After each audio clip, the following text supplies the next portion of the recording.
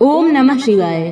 प्रिय भक्तजनों, आज मैं आपको भगवान शिव जी की एक कथा का श्रवण करा रही हूँ, जिसके माध्यम से आप जानेंगे कि हमारे जीवन का मूल्य क्या है। अगर आप यह प्रेरणादायक कथा सुन रहे हैं तो पूरा सुने, इसे आधा अधूरा छोड़कर जाने की गलती न करें। इस पवित्र कथा के माध्यम से आप भगवान शिव से नई सीख प्राप्त करेंगे, इसलिए इस पवित्र कथा को पूर्ण भाव और निष्ठा के साथ सुने और भगवान शिव का आशीर्वाद प्राप्त करें। तो चलिए कथा को प्रारंभ करते हैं। भगवान शिव माता पार्वती से कहते हैं, हे देवी, पृथ्वी लोक पर बहुत से लोग अपनी जिंदगी की कीमत नहीं समझते और ऐसी चीजों में अपनी जिंदगी बर्बाद कर देते हैं जिससे उन्हें ही नुकसान होता है। कुछ लोग शराब के पीछे और कुछ पैसों के पीछे अपना पूरा जीवन बर्बाद कर देते हैं। आज की कथा के माध्यम से आपको पता चलेगा कि हमारा जीवन कितना अनमोल है और हमें अपना यह अनमोल जीवन कैसे जीना चाहिए। एक समय की बात है, एक महात्मा अपने शिष्यों को जीवन से जुड़ी अच्छी और बुरी बातों का ज्ञान दे रहे थे। सभी शिष्य बड़े ध्यान से उनकी बात सुन रहे थे। उन सभी में एक शिष्य ऐसा भी था जिसे प्रश्न पूछने की आदत थी।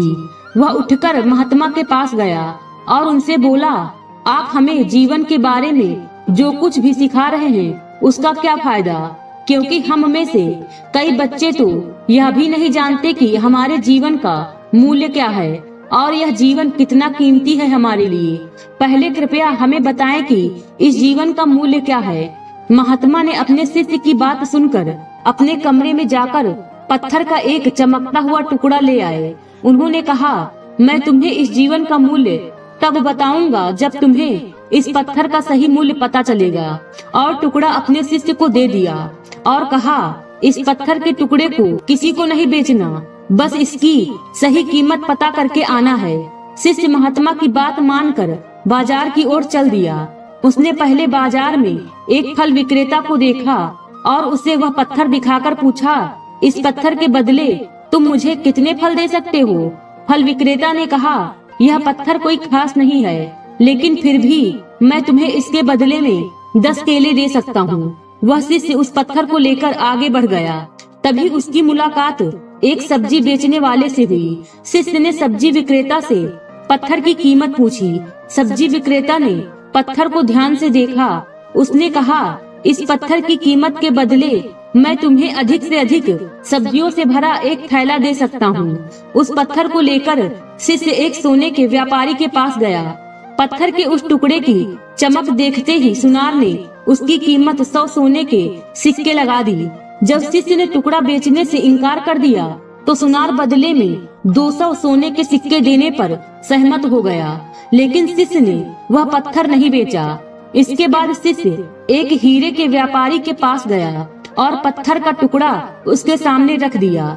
जैसे ही हीरे के व्यापारी ने उस पत्थर को देखा, उसने एक साफ कपड़ा बिछाया, उस पर पत्थर रखा, फिर उसकी परिक्रमा की और हाथ जोड़कर पत्थर को कपड़े में लपेटते हुए कहा, तुम जिसे साधारण पत्थर समझ रहे हो उसकी कीमत पूछ रहे हो। दरअसल यह एक बहुमूल्य माणिक है। ऐसा माणिक हर किसी को नहीं मिलता। अगर मैं अपना सब कुछ बेच भी दूं तो भी मैं उसकी कीमत नहीं चुका सकता। उस व्यापारी की बातें सुनकर शिष्य आश्चर्यचकित रह गया। वह भागता हुआ सीधा महात्मा के पास आया और बाजार में जो कुछ भी हुआ उन्हें बताया। उसकी आश्चर्यचकित बातें सुनकर महात्मा बोले, तुम्हारे प्रश्न का उत्तर इस माणिक के मूल्य में ही छिपा है। हमारा जीवन भी एक माणिक है। माणिक की तरह यह भी अनमोल है, लेकिन हम इस बात को हमेशा नजरअंदाज कर देते हैं और अपने जीवन की कीमत नहीं समझते हैं। हम दूसरों को देखकर उनके जैसा जीने की कोशिश करके अपने जीवन का मूल्य कम कर देते हैं। हम सोचते हैं कि हमारे जीवन का मूल्य वही है जो दूसरे हमें बताते हैं, लेकिन हमेशा याद रखें कि दूसरा व्यक्ति आपको अपनी स्थिति, बुद्धि और समझ के अनुसार महत्व देता है। जीवन केवल एक बार मिलता है, इसलिए इसे बर्बाद मत करो। अपने जीवन को उतना ही मूल्यवान समझें जितना आप अपने बैंक में मौजूद पैसों को मानते हैं। आज के समय में लोग प्यार, पैसा और दिखावा जैसी चीजों को अपनी जान से भी ज्यादा कीमती मानते हैं। लोग प्यार की वजह से आत्महत्या कर लेते हैं। पैसे के नाम पर वो ऐसे काम करने लगते हैं जिससे उनकी जिंदगी बर्बाद हो जाती है। नाम कमाने के नाम पर वो गलत काम करने लगते हैं। हमेशा याद रखें कि दिखावा करना जरूरी नहीं है। प्यार दोबारा पाया जा सकता है, पैसा दोबारा कमाया जा सकता है, लेकिन जिंदगी दोबारा नहीं पाई जा सकती। इसलिए अपना अनमोल जीवन अच्छे से जिए, हर सेकंड का आनंद ले। कभी यह मत सोचो कि तुम इस दुनिया में किसी काम के नहीं हो। यह कभी मत सोचो कि तुम्हारा जीवन निरर्थक है। तुम्हारे होने या न होने से कोई फर्क नहीं पड़ता। जब भी आपके मन में ऐसे नकारात्मक विचार आए तो बस खुद को याद दिलाएं कि जीवन एक रत्न है और यह अमूल्य है। महादेव कहते हैं, ईमानदारी एक ऐसा गुण है जो हमारे संबंधों को मजबूती प्रदान करता है और हमें सम्मान और विश्वास की नींव पर खड़ा करता है। ईमानदारी के बिना कोई भी रिश्ता लंबे समय तक नहीं टिक सकता।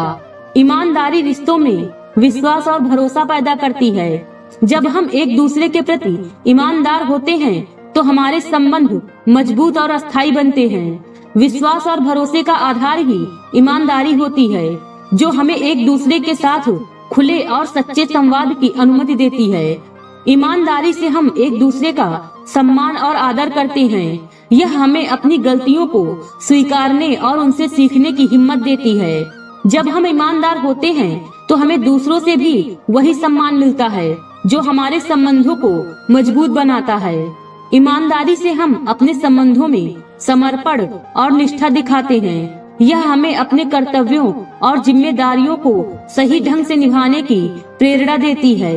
निष्ठा और समर्पण के साथ हमारे संबंध अधिक प्रगाढ़ और गहरे बनते हैं। ईमानदारी हमें मानसिक और भावनात्मक संतोष प्रदान करती है। यह हमें आत्मविश्वास और आंतरिक शांति की अनुभूति कराती है। जब हम ईमानदार होते हैं तो हमें खुद पर गर्व होता है और हम जीवन में संतोष का अनुभव करते हैं। रिश्तों में ईमानदारी बनाए रखना आसान नहीं होता, लेकिन यह आवश्यक है। हमारा हमेशा सच बोलना ईमानदारी का सबसे बड़ा संकेत है। हमें अपने विचारों, भावनाओं और कार्यों में सत्यनिष्ठ रहना चाहिए। सत्य बोलने से हमारे संबंधों में विश्वास और भरोसा बढ़ता है। हमें अपने आप को समझना और जानना चाहिए। अपनी कमजोरियों और गलतियों को स्वीकारना ईमानदारी का हिस्सा है।